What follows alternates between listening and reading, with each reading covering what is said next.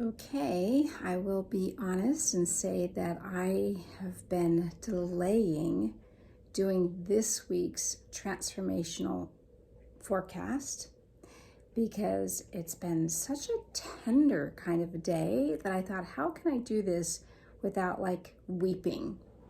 So, this is your weekly transformational forecast for the week of July 11th, 2022. What I find interesting is that I just finished a 3-morning workshop.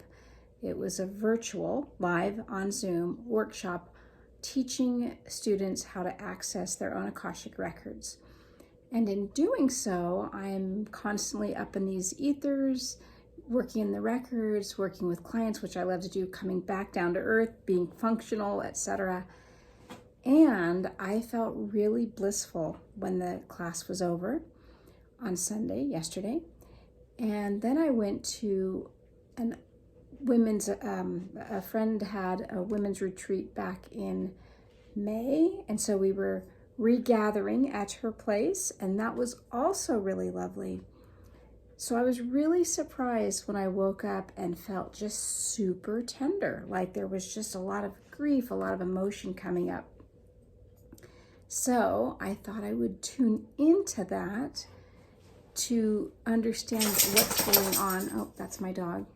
By the way, she was sprayed by a skunk about a week and a half ago and she still stinks.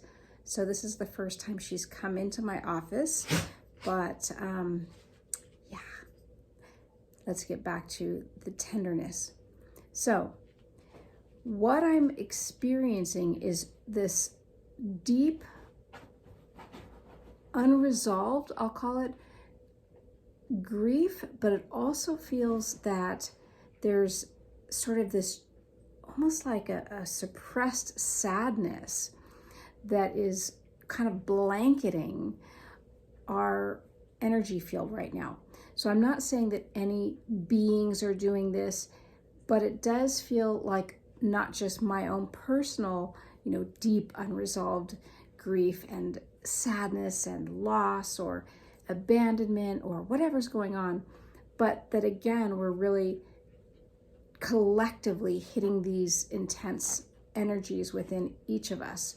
When we are moving through something collectively, there are times that it doesn't quite feel like ours, but at the same time, because it's so big and there's so many people feeling it at the same time, that it almost feels inescapable. Like it feels like you're in this blanket or under this blanket of just heaviness, whatever that is.